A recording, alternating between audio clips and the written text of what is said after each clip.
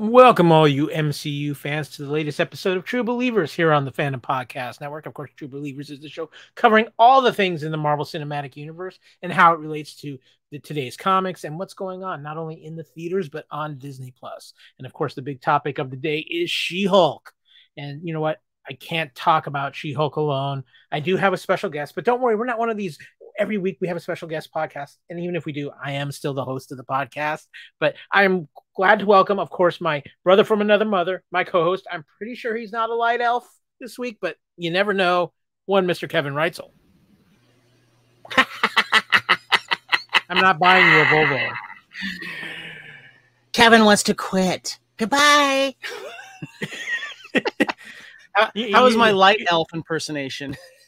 You do know it's illegal to impersonate a light elf, right? Where? On New Asgard or in Santa Barbara? Same difference? Be asking for trouble, I guess. What is going on, my friend? Have you been staying out of legal trouble? Because She-Hulk's docket is full this week. Yeah, I've been staying. I've been very good. And I got to tell you, I'm really enjoying She-Hulk. It is a fun show. It makes me laugh. And I can tell that the creators are having fun with this as well as the cast. Yeah, it has been an absolute blast so far. And of course, we are here to talk about episode 3 of She-Hulk, which means...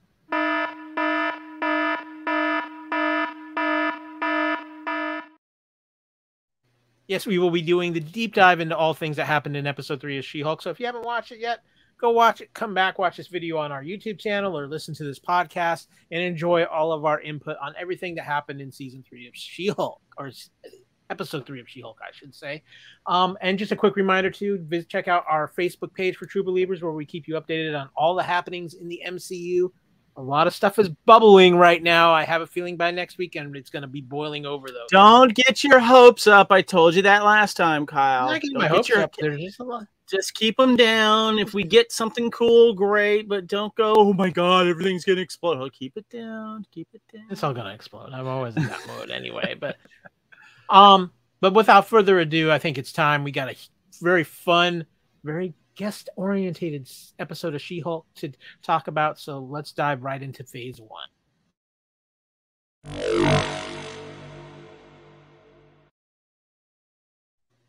Kevin, would you like to give us the episode docket for today? Of course. This is She-Hulk, Attorney at Law, episode 3. The People versus Emil Blonsky. Episode aired September 1st, 2022. Walters confronts Blonsky, who explains that he was removed from his cell by the Sorcerer Supreme Wong and that he returned to prison willingly afterwards. While she attempts to contact Wong, news of her appointment at Blonsky's lawyer stirs up public controversy. Her former colleague, Dennis Bukowski, approaches the Superhuman Law Division for a case involving his ex-girlfriend Runa, a shape-shifting light elf from New Asgard who defrauded him by impersonating Megan Thee Stallion. Kyle, did you know who Megan Thee Stallion was when this episode started? Because I did not. I knew of her, but if you wanted me to say I had liar much of her music, I knew who she was. Come on, now I do try to keep a little bit of a pulse on the music news, you know. I do too, but this one escaped me. I had to look it up, go down the YouTube, and find out who she was, and I did. So anyway, she is herself, and this is, of course, and I think it's kind of cool that they do that. Anyway, this Asgard light elf, Runa, impersonated Megan Thee Stallion, which gets assigned to Walter's co-workers, Augustus Pug Pugliese. Wong meets with Walters and agrees to testify at Blonsky's parole hearing, during which Blonsky demonstrates his ability to remain in control of the abomination, though he does need new clothes after that. While Walters helps Pug win his case, Blonsky is released on parole, but forbidden from transforming again. Right. After participating in a televised interview to tell her side of the stories, Walters is attacked by 4 men armed with Asgardian construction equipment, YMCA, who were hired by an anonymous client to steal a sample of her blood, though she fights them off. And in a post-credit scene, Walters as She-Hulk is with Megan Thee Stallion in her office, signing her on as a new client, and she shows off her twerking skills as they celebrate. Now, Kevin, first of all, I just want you to know before we continue with this podcast, you do not get any Light Elf ambassador immunity in the podcasting world. So, okay, I wasn't expecting it. I felt my argument very, very light. So, yeah. But just remember, Asgard is not necessarily a place; it's the people, and what. No Thor speeches are allowed on this podcast. Damn it! Okay, I thought I was going to win over the audience there for a second. Thanks for grabbing that cue, by the way, Kyle. You just made that work. So, what's your first reactions to this episode, man? This show just gets more and more fun. First of all, Tatiana. We love you. We gotta have the Tatiana. No, hold on. Is it Tatiana as Jen Walters or as She-Hulk? Or a little bit of both? It's a little bit of everything with Tatiana because, you know, she's got a very severe case of multiple personality disorder, but we love her anyway. No, this show is, like I said, it just gets more and more fun. I think it's built on every episode. I love the early fourth wall breaking. I love getting Wong involved and tying that in. Never count on the Sorcerer Supreme to be timely, though. We've learned this lesson, I think. Which is frustrating because Jen mentions it in the episode that for someone who has no commute issue, come on. Well, that means they just feel like they can wait till the absolute last second to show up. So, yeah. Yep. I mean, just don't rely on a Sorcerer Supreme to be your star witness. That's all I'm saying. But Kevin, they've nailed it. Her personality is so great, both as She-Hulk and as Jen Walters. I love how they're dealing with the world around her with this superhuman law division, and they're really starting to get the fourth wall breaking down very well. Yeah, and we'll get into that in a second. I love a humorous look at courtroom action. You know, we got that a lot with shows in the 90s and going forward and stuff. And it's always fun to see that. We get the serious ones too, of course. But with She-Hulk, it's obviously part comedy. And I think that is one of the awesome ingredients that works really, really well because, you know, we're seeing a lot more court stuff in this episode. And it's funny and they're having fun with it. But they're also addressing stuff that we would want to know as average non-superhuman sorcery people watching the news going, what happened here? You know, and why aren't they being held accountable for? And what happens if you do get involved with a superhuman / sorcerer / white elf?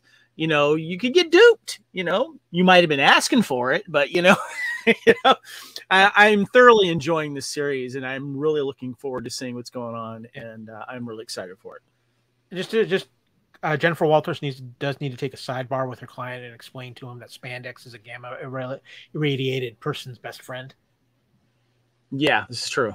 This is very true. Blonsky, put an order in for some spandex. So something that we did during our Orville podcast recently, Kyle, is that we were kind of doing the fun check, some fun stuff that was happening in the episode, you know, even though there was great serious drama happening.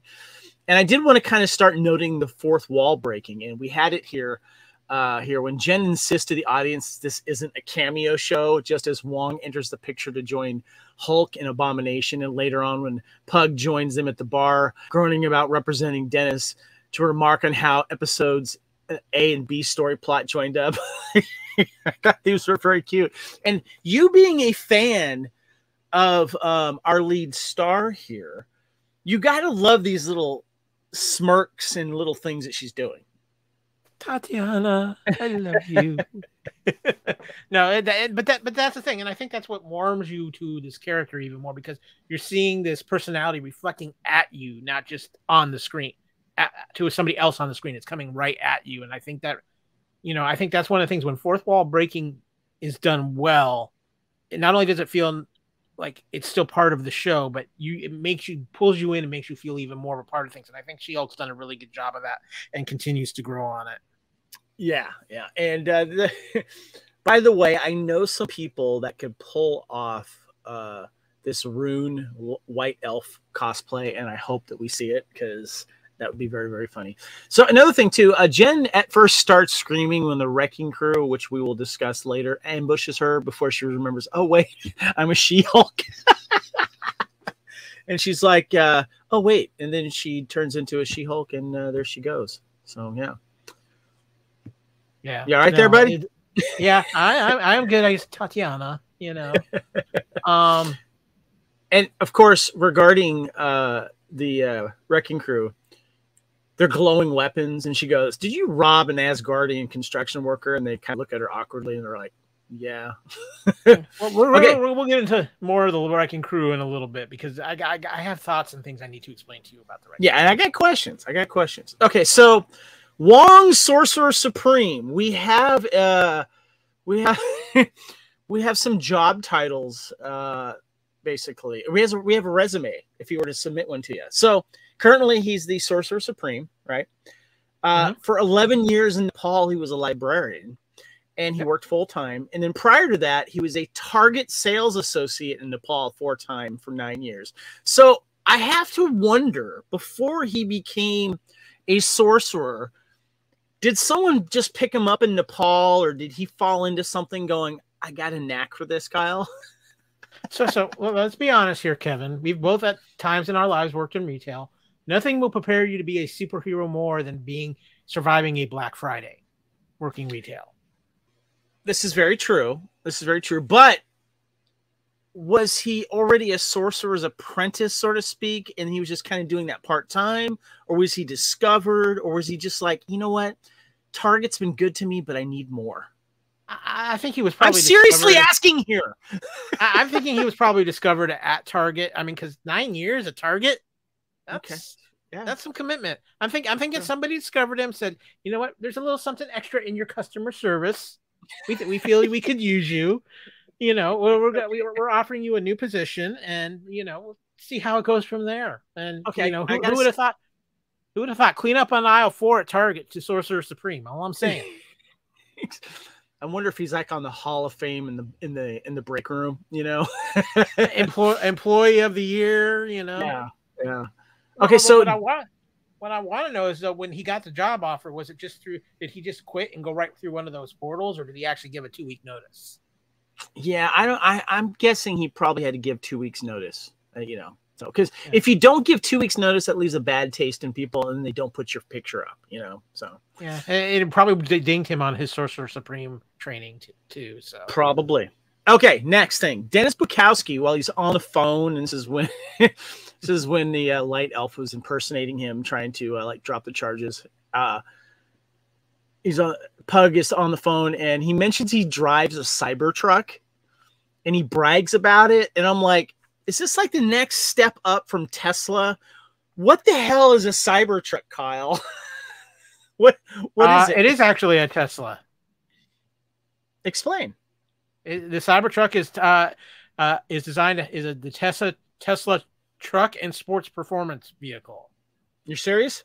That's a thing? I'm looking at this up right now on the internet. Okay, are you looking up on the internet, or are you actually looking up like on Marvel Wiki? Wait. We're gonna fix this for all of our YouTube people. This was news to me, the term Cybertruck, and I'm just thinking like this is in the future thing now that, you know, alien technology is a thing, and now car dealerships are selling cars that are. Oh, I've seen this. This is a Tesla, isn't it? It's like a moon vehicle. Yes. Okay. If you're watching this on video, obviously you see it, but in audio, please check out the video on YouTube here for Fandom Podcast Network. We got the thing. You know what that reminds me of? That reminds me of that. Remember that old video game Moon Patrol? Oh, I love Moon Patrol. Yeah, it kind of reminds me of that a little bit. Okay, so that is a Cybertruck. Kevin, just real quick disclaimer: the Fandom Podcast Network is in no way associated with the Tesla Corporation. We are just using their picture to show what was mentioned in the show. Thank you very much for protecting us from any legal stuff. I want to keep Elon happy. Yes.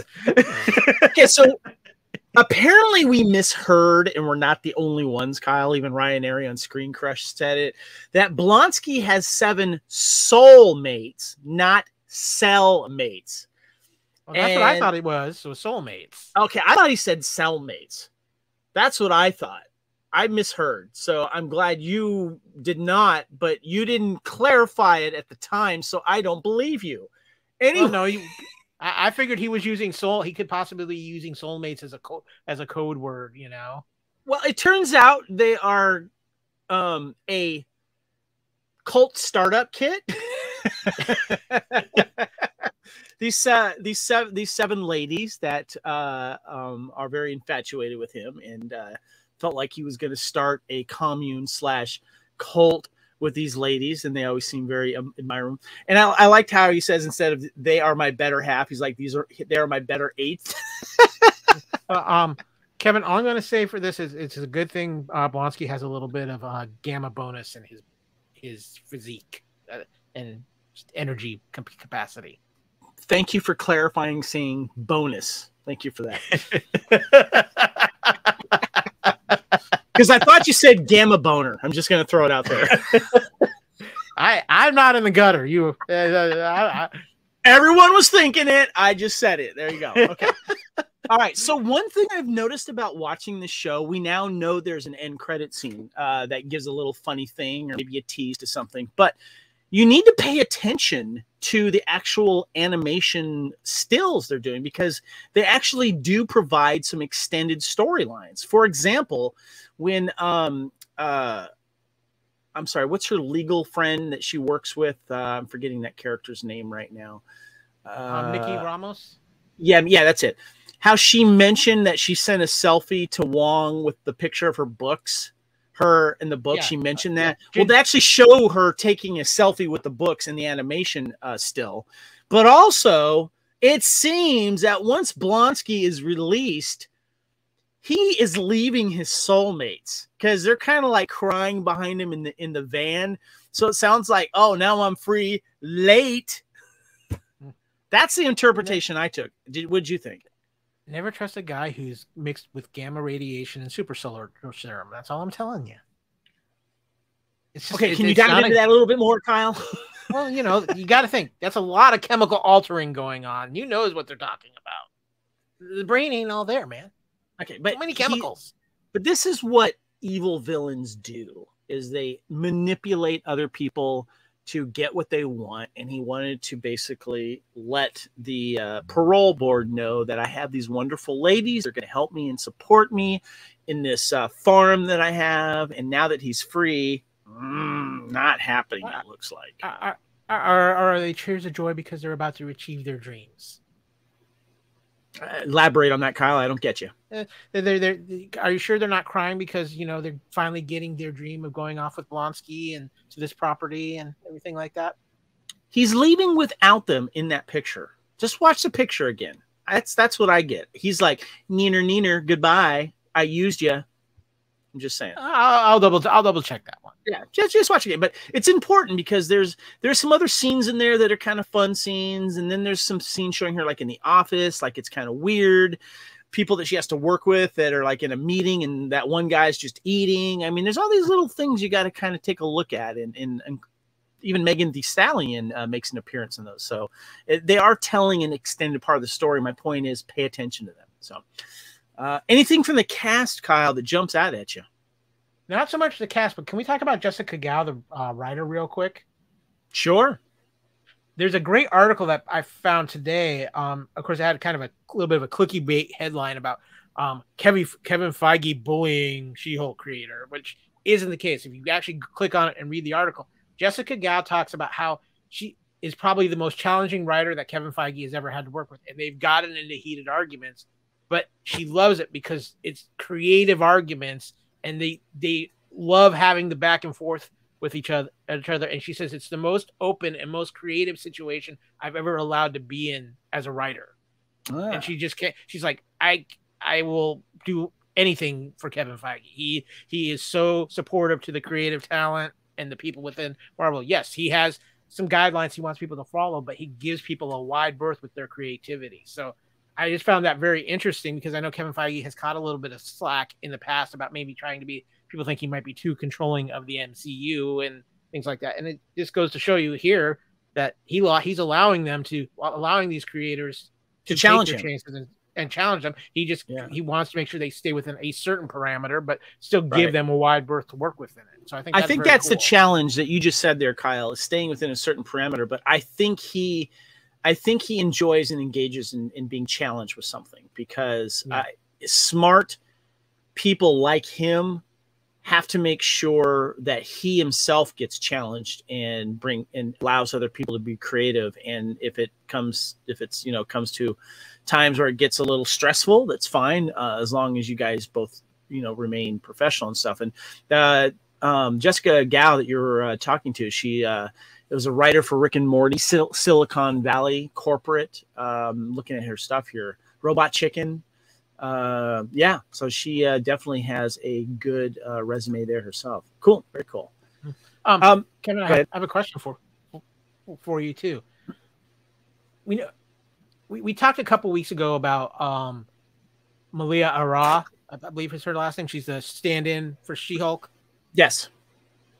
I got to reference a little bit of the twerk going on, because that was her doing that twerk. I gotta say, she was keeping right up with Megan Thee Stallion. Well, if you have seen Megan Thee Stallion videos, which I just recently had to look at to make sure I was educated for this podcast, you will have to understand that in order to twerk in front of Megan Thee Stallion, you will have to do your homework, because Megan, she knows how to do it, and she does it well.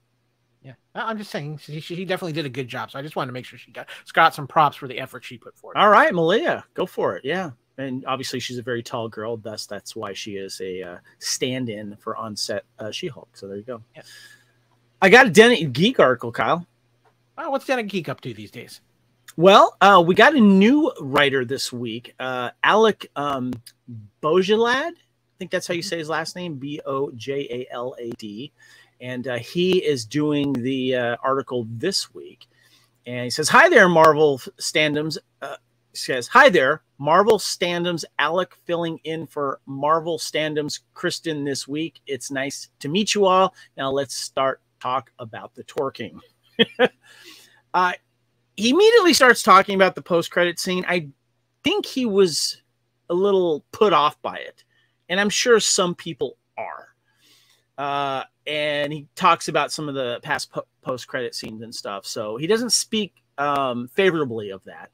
But in the article, he also mentions that he also got the 4-episode screener. So keep that in mind as well. And we talked about our issue with that in a previous episode regarding these writers and stuff that get to see these episodes ahead of time. Thus, maybe, messing a little bit with their objectivity when it comes to first reactions of TV shows. But it is a good article that he has here. But I want to touch on a couple of things he says. He says, after getting things started with Jen's representation of Emil Blonsky, Tim Roth, last week, we get to really see how busy the superhuman law division at GLK&H can be.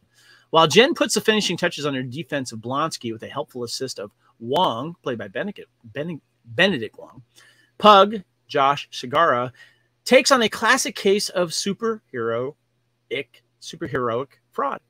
A light elf from Asgard has bewitched everyone's least favorite a-hole, Dennis, played by Drew Matthews, into believing he's dating Megan Thee Stallion. With only roughly 30 minutes of screen time to split between A and B plot stories, of which Jen acknowledges the existing in a fourth wall break, She-Hulk doesn't go as far as it possibly could with the shape-shifting light elf premise, still as an aperitif.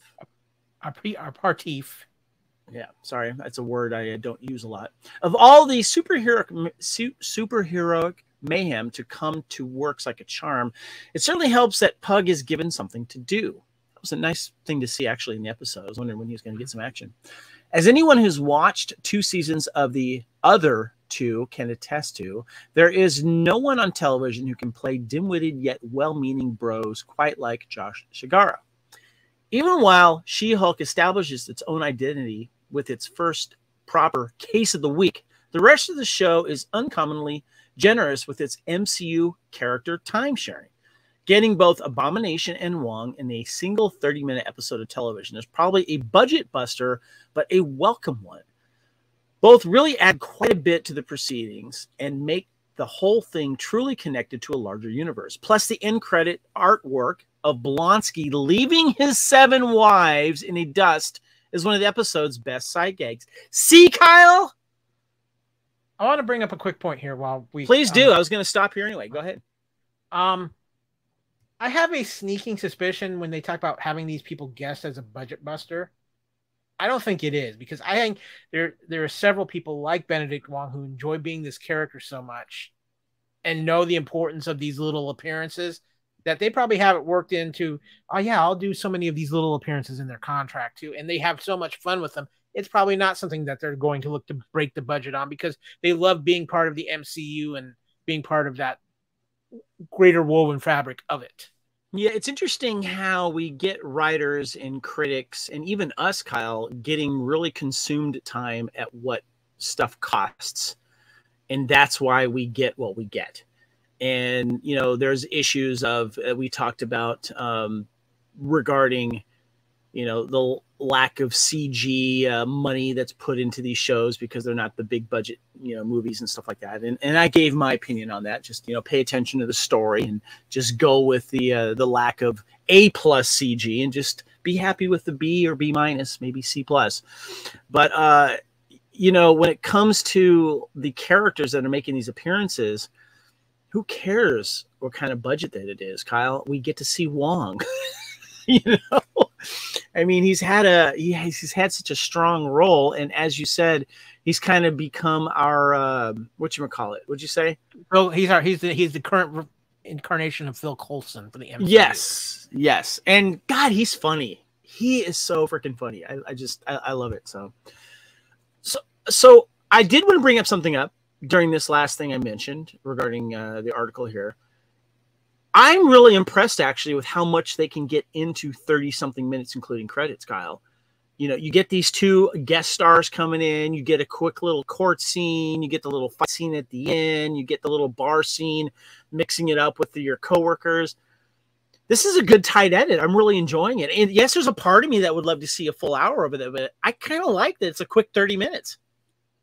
I'm a mixed bag on this. I don't know if I need a full hour, but I would love a good 40, 45 minutes, because you just want more Tatiana Maslany, but I don't blame you. Yeah. But I mean, but besides that, I think it would have been, I think there's some stuff that they could spend just a little bit more time fleshing out, but you know, they are trying to keep it with that comedy and sitcom kind of feel. So yeah, they're going to keep these at 30 minutes. I'm going to guess maybe as we get closer to the end of the season, we'll see a couple episodes hit that 35 and maybe even 40-minute mark, but they're trying to keep it within the confines of what they're trying to do with the show, so it works. But the only thing is it feels like it goes by way too fast too, because it's so on the go, and then it's over. It's like, no, I need more. I want more. Give me more now. I just that thing came up with Blonsky in the prison bus leaving, and his followers. They do not look happy. I'm just saying. All right. The writer, I'm sorry, I want to give him credit again. His name is Alec Bojalad. He goes on to finalize everything, saying, like any non-MCU TV comedy, the She-Hulk is still finding its voice in the early goings, even as its visual language and overarching plot, hey, remember Titania? Lag behind. The show's sense of humor is starting to shine through. Right now, She-Hulk feels like a legal comedy that a Marvel fan would make it given carte blanche. Checking in with Wong here, introducing a light elf there, and all while twerking its little heart out. And by the way, if you watch the news, Titania is mentioned, how she's looking for legal counsel. So it's not like they've forgotten about her, but is mentioned in the scroll at the bottom. I don't know if you caught that, Kyle. I had to watch it again to catch that. Yeah, I did catch that. That's quite fun. They've done a great little social media thing, because they're using Titania as a social media influencer, where they've been popping up little videos on Twitter of her walking around defaming She-Hulk advertising. Yeah, and I think we're going to see her in standoff again with She-Hulk. It's it's going to happen. Maybe a court off. Maybe, who knows? We'll see. But anyway, we get the rating of the show is a 3.5 out of 5. Any other reactions to the article, Kyle? I think he gave it. I actually like getting a little bit of a fresh perspective from Kristen Howard because I really think she's been kind of on the negative side of this show a little more than she I would agree has been in the past. Yeah. So it's nice to get a little bit of a refreshing side. Again, I'm with you about seeing all 4 episodes, but the fact that we haven't heard this voice until now, kind of, it's just it's a nice fresh thing to the mix. You know, he says that it is still finding its voice. I don't know. I was pretty dialed in after the 2nd episode. I think that, you know, I kind of, after the 1st episode, I'm like, okay, this is what I was kind of expecting, but I'm still surprised by it. Keep it going. And the 2nd episode roll on. I'm like, gotcha. Okay. Yeah, it's going. And I think it's found itself, and I'm looking forward to more of it.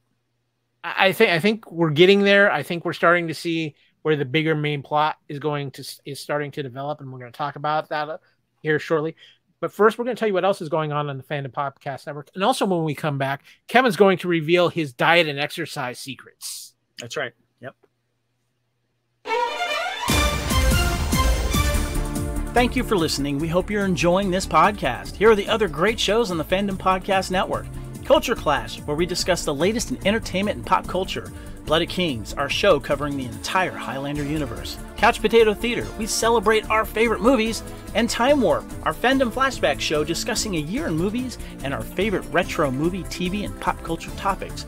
Good Evening, discussing all things Alfred Hitchcock. Hair Metal Podcast, we cover the rock metal music of the 80s and early 90s. Type 40, a Doctor Who podcast, discussing the time-traveling Doctor Who universe. Lethal Mullet, an action film podcast covering the 80s, 90s, and beyond. Also, check out the Lethal Mullet Network for more great podcasts. What a Piece of Junk, our Star Wars podcast. Making Treks, a Star Trek podcast with a deep dive into the final frontier. The Fandom Show, our Fandom Podcast Network live YouTube show discussing the hottest topics in fandom. The True Believers MCU podcast, discussing the Marvel Cinematic and Television Universe. Union Federation, our Star Trek and the Orville Show. And we're proud to welcome the BQN Network to the Fandom Podcast Network. Please visit our friends on the BQN Network, a Star Trek Universe podcast that also includes your favorite topics, movies, history, superheroes, and more. You can find the Fandom Podcast Network on YouTube. The Fandom Podcast Network is also on all major podcast platforms. The Fandom Podcast Network audio master feed is on Podbean at fpnet.podbean.com. You can find the Fandom Podcast Network on Facebook, Twitter, and Instagram. You can email us at fandompodcastnetwork@gmail.com. Thank you so much for listening, and remember, respect others and enjoy your fandom.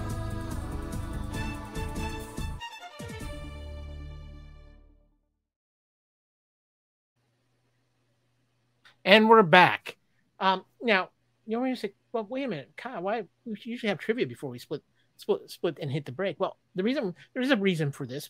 First of all, Kevin's going to give us his secrets on getting the proper thigh stretches for twerking, but there's some stuff in the trivia that ties directly into some of the topics we talk about in Phase 3, and I want to keep that a little tight and a little together because it's very important, and I think it's going to have a big tie into what's going to happen the rest of the way with She-Hulk. So, Kevin, would you be so kind as to dive us into some trivia you discovered on this week's episode? Yes, and my my advice, I guess, on, was it twerking? Is that what you said? Yeah. Well, getting the right stretches for your twerking. Yeah. First of all, don't be a middle-aged man with a bad knee. Just don't do that. There you go. That's probably the best advice you will ever get on this podcast. So a little bit of trivia here. The Wrecking Crew wield Asgardian construction technology, which came from the construction of New Asgard in Avengers Endgame. I think they need a foreman with security down there.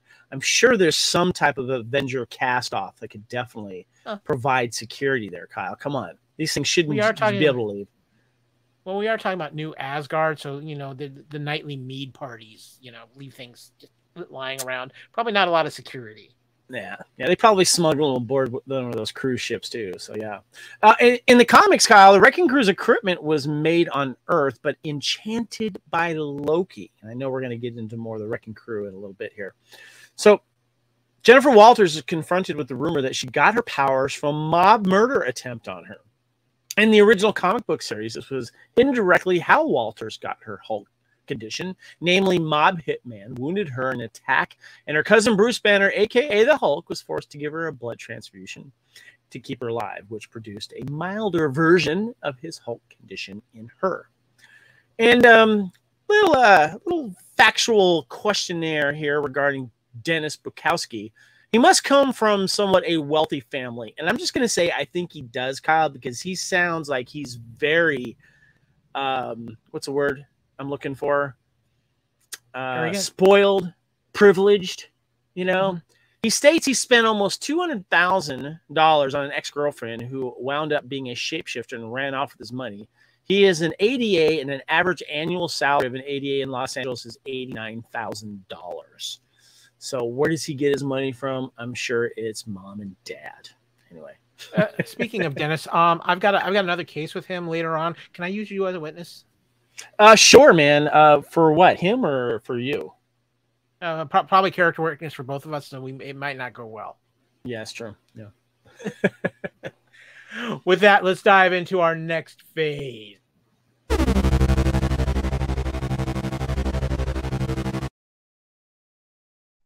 Man, that camera radiation gets you a little toasty at times. I'm telling you. It does. It tickles too.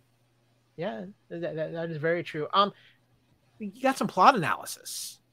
Yeah, so this is our topic one. Just a little bit of, I mean, the plot's pretty simple, which is really nice for a 30 minute episode.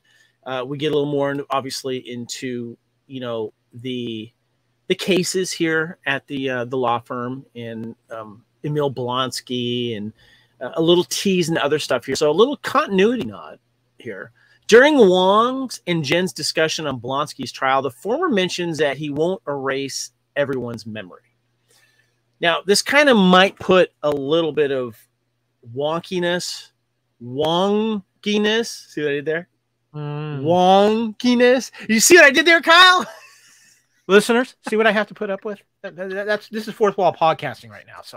So this is obviously takes place after Doctor Strange and the whole thing that happened there, because the stuff that he mentions, regarding this and the mirror universe and the dark universe, all that kind of stuff. So does that mean that Wong, being the Sorcerer Supreme, wasn't affected by it?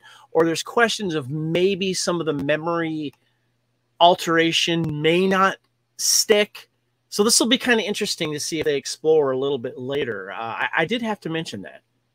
Well, this throws a little bit of wrench work in the Marvel timeline, too, because first of all, we have this. So obviously it was taking place around sometime after Spider-Man, where Doctor Strange messed with the memory thing there. I mean, why Peter Parker. But he also talked about having to do the training for Sorcerer Supreme during the blip. Yes. Because he became Sorcerer. So does that mean Shang-Chi took place during the blip? Well, this obviously takes place after the Shang-Chi took place after the blip, because it was mentioned. Thought. But Wong became Sorcerer Supreme during the blip. Because that little comment that he makes, he's lying. I guarantee you he's lying right there, that he needed Blonsky to do this. And that's why we're wondering, wait a minute, I think he's lying here. And I think other fans think the same thing. He's not telling the truth. He's just trying to back up the story that, yes, I was the one that took Blonsky away. I guarantee you he did that for fun. That he likes to do karaoke if you give him some drinks, and he likes to go to underground fighting thing by transporting champions that he was probably drunk when he made that challenge or was challenged upon. And he's like, who can I get that is big and bad and I can fight?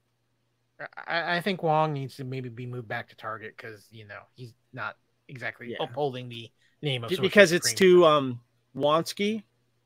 It's maybe wonky. Runa, the Light Elf, quotes Thor's speech about how Asgard isn't a place, it's a people, and attempt to claim diplomatic immunity outside New Asgard. I loved how the judge just cut that down, going, stop. Yeah, that not working here.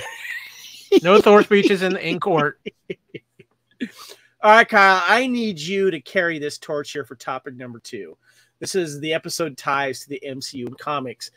And I got to tell you, the Wrecking Crew, when I first saw them, it kind of reminded me of future Biff Tannen gang. A little bit, didn't it? This is why I wanted the trivia to not have the break between it because there's a lot of tie-in here to what you talked about in the trivia. In the comics, the Wrecking Crew are a group of criminals, and the main character, the main lead.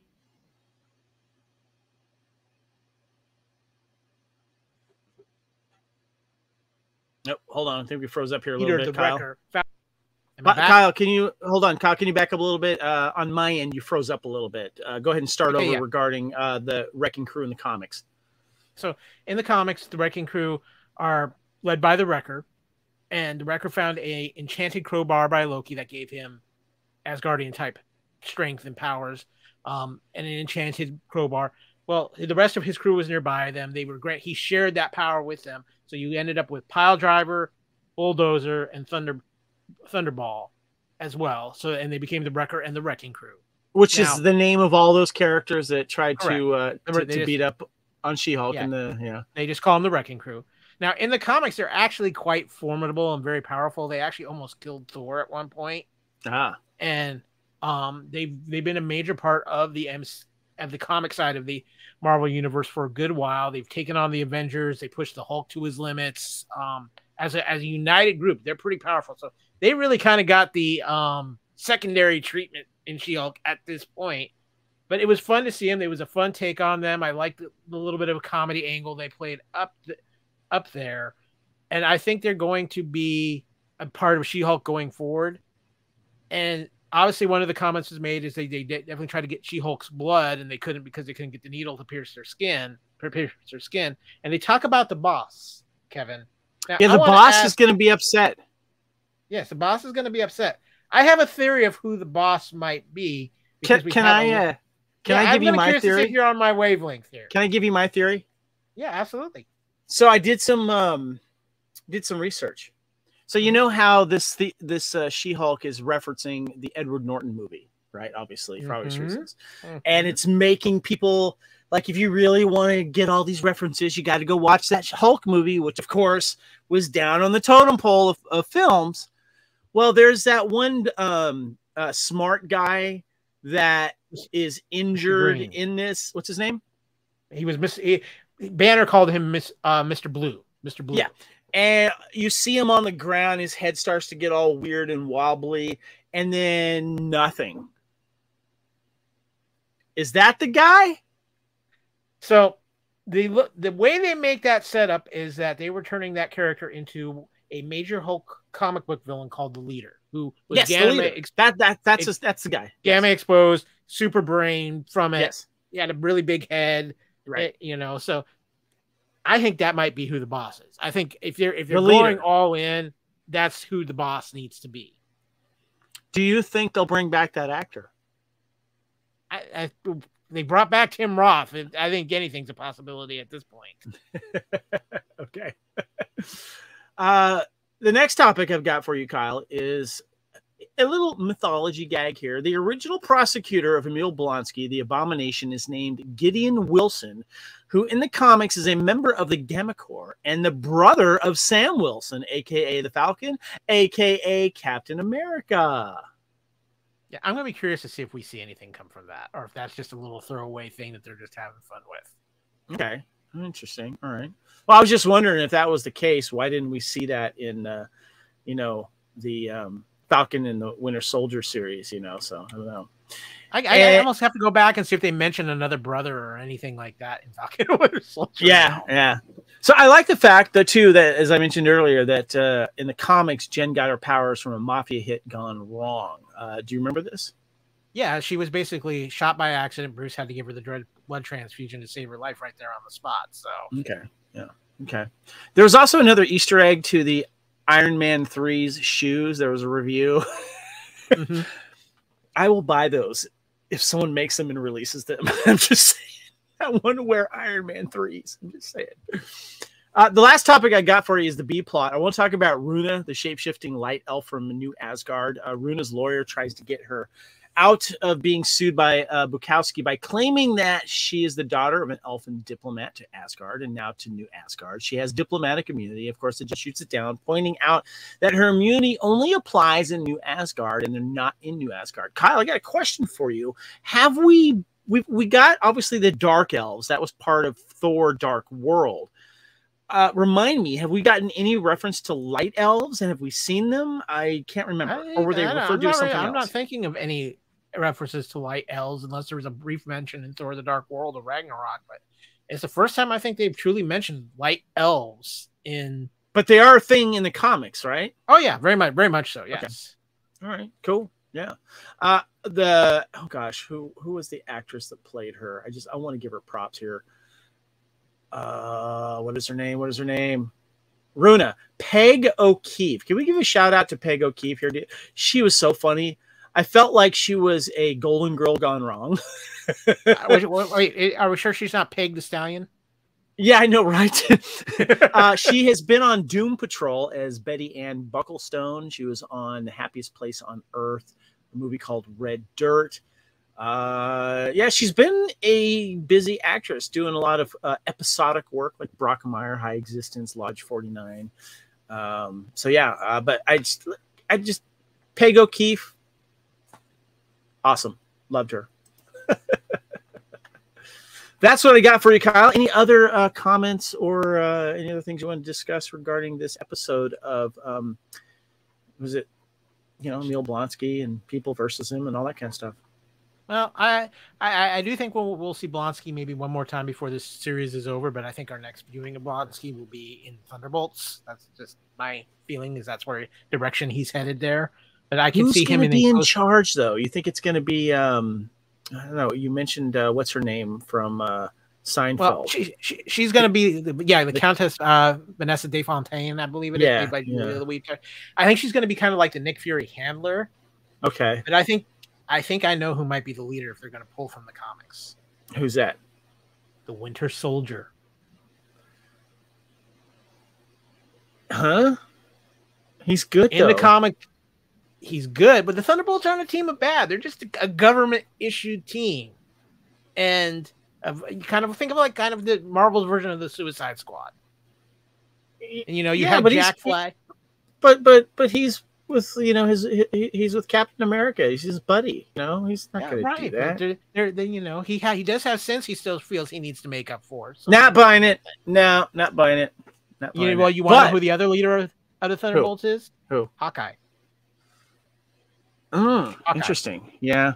But one thing I did in my research, Kyle, that I want to mention here, that the Department of Damage Control seems to be becoming this kind of police state when it comes to enhanced people and possibly mutants. And it seems like that there is a fan theory out there that this is done on purpose so that when the mutants finally come in with the X-Men, we're going to get that whole people versus the mutants thing that we've gotten in the previous X-Men films and in the comics, and that the inhibitor thing was mentioned in this episode for Blonsky, and that Hulk himself was wearing it, Banner, to keep him humanized. So I have a feeling the Department of Damage Control is becoming, because they become their own kind of police force now, like an FBI type of thing, their own chapter within the government and police force. I think this is going to help probably propel that. Not going to say necessarily an A plot, but definitely that we're going to see a lot more, and we're going to see a lot of persecution towards enhanced / Marvel, or excuse me, I should say mutants and stuff like that. Thoughts? Okay, so I'm going to throw out two names for you, Kevin, just to keep an ear out for if we should hear them. Henry Peter Gyrich or Val Cooper. Henry Peter Gyrich he's not necessarily a bad guy, but he is not a fan of enhanced human beings. Okay. And he's always working an angle to try to capture them or put them in their place under control. Kind of like what the Sokovia Accords were supposed to do. Gotcha. Sokovia. Sokovia Accords. So if you hear that name, perk your ears up. Val Cooper was always kind of like the government mutant liaison. So if you hear that name up, it might be mutants are getting that much closer. So there was another thing I forgot to mention too, Kyle, and I'm forgetting. Apparently for the legal team company here in the comics, and I thought this was really cool, and I'm kind of curious if a light elf might have a bigger role in this, is that there was a character called Ditto that could change and shapeshift to pretend to be people like famous people to serve subpoenas and court orders and stuff like that. And are you familiar with this character called Ditto? I haven't read too many of the comics that Ditto was in, but I've heard of the character, and it wouldn't surprise me if maybe they turned the Light Elf into Ditto. You know, you this is how you're going to pay your debt to society back, or you're going to be serving. I find that hilarious. I would love to see Peg here play this type of character and start working as like an intern or something, and be able to use her ability for good in a certain point of way. Anyway, but thoughts on the deal thing I mentioned there, Kyle? You didn't give your thoughts on it. I think it's a possibility. I'm kind of curious to see how things are going to play out over the next few episodes of She-Hulk, but I know we're not done with Department of Damage Control.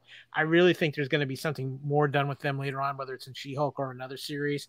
Are they going to become kind of just a running thing behind the scenes, and they're going to get mentioned quite a bit? So it's going to, especially on the street level type characters. You know, I don't think we'll see it so much on the cosmic, but like She-Hulk, Daredevil, Spider-Man, Shang-Chi, Luke Cage, Punisher, as they come along. That's where we could see that kind of thing. And Kevin, I just want to shout out to you real quick. It is Dragon Con weekend. Hello to all of our light elves that are in Atlanta right now.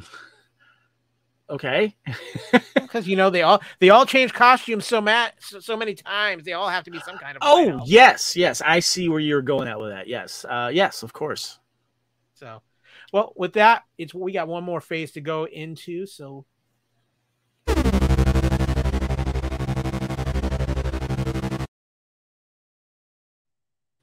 I popped some popcorn with that gamma radiation. Do you think it's safe? It's green. No, throw it out. Okay. If it's go by the green rule, is that what you're saying? Just move along. Okay. You're really big kernels, though, I gotta say. So, Kevin, realistically, final thoughts and predictions for next week's episode. Do you have anything that you are hoping for next week's episode, or predictions? Man, I learned a lot of Easter eggs from this, and I want to give a shout out to Ryan Airy at Screen Crush. I love his videos, and they're quick and easy, and he really pulls a lot of stuff, and he also takes a lot of input from people as well. And if you want to learn more about some of the stuff that I had missed watching it, first or second time, it does put a lot of stuff into perspective, and it's a learning thing that I get from you and other people. I'm loving the little character moments too, between the coworkers and the clients, and I think this is, and I love that whole scene with Blonsky, wanting to showcase that he can control himself, and how it scared the crap out of everyone. He's like, "Oh, it's okay," but I like how he takes off his Crocs first, because he doesn't want to destroy the Crocs. So he doesn't care about it. But I'm really enjoying the show. As for next week, I have a feeling we're going to get into maybe more of the gang. The Wrecking Crew, because I think that was a pivotal plot point when you saw that she has to be, I guess, poked with the syringe needle when she's not She-Hulk, I guess, if they're looking to do that. So I don't know, but I think we're going to get into that. I don't know if we're going to see Blonsky again, like you mentioned, but I'm hoping that we get another cameo of the week or cameo of the episode thing, even though she says it's not one of those. And yes, I do know whose show it is. Well, speaking of the cameo of the week and knowing whose shows it is, I think it's about time that Jennifer Walters meets one of her contemporaries in court. It might be a little short-sighted or no-sighted at all, but it might be time for Matt Murdock to show up in She-Hulk. Interesting. Do you think we're going to get Matt Murdock, the lawyer, or are we going to get Matt Murdock, the Daredevil, first? I think we get Matt Murdock, the lawyer, first. That would be cool. Yeah, I'd like to see that. I think that sets up to get Daredevil later, whether it's in the same episode or a next episode. Another prediction that, if we're working the angle of, court drama, but a little bit comedy, could you see where maybe the Wrecking Crew sues Jennifer Walters for assault? Oh yeah, totally. Yeah. That could be coming, and I think we will probably find out a little bit more about the big boss in next week's episode too. Yeah. That plot's going to keep running. It also might be time for a revisit from somebody in Jen's family. I'm just saying. That actually would be nice. I don't want to be one and done with Jen's family. It'd be kind of nice. I could see your dad popping back up. Remember making a phone call for some advice or something. Since Bruce is off planet now. Yep. So, But with that, we are going to get ready to wrap things up here on this episode of True Believers.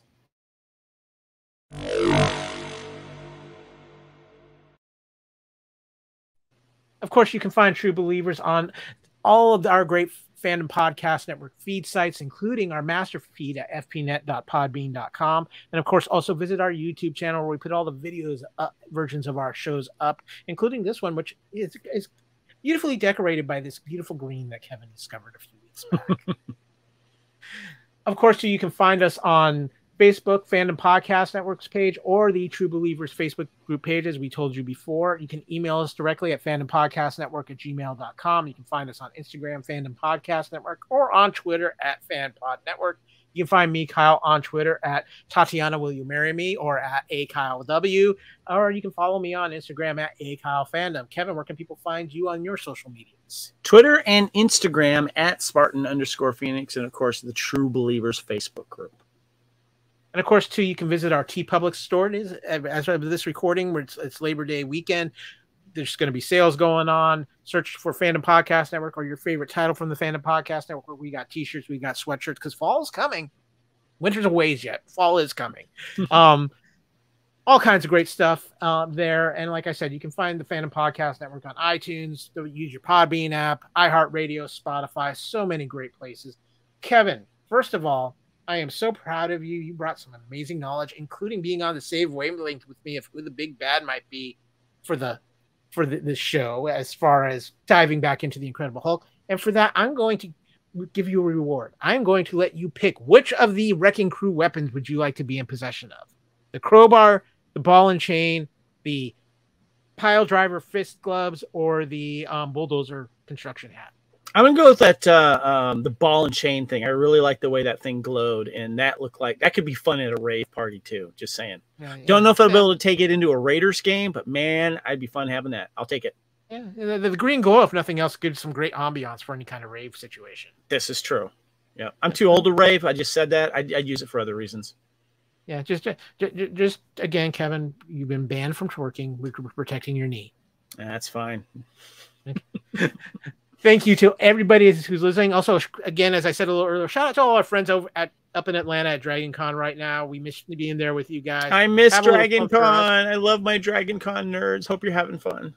Hopefully, maybe next year, one of us, if not both of us, will be able to reunite. You know, you posted that picture on Facebook of us at last time we were together at a Dragon Con. No, I miss you, man. I miss you, man. I know, man. It's been too long. But for now, we're putting the knock on the gavel. This court case is closed, which means, True Believers, we thank you so much for listening to us. As we always say, Excelsior, and until next time, make ours Marvel.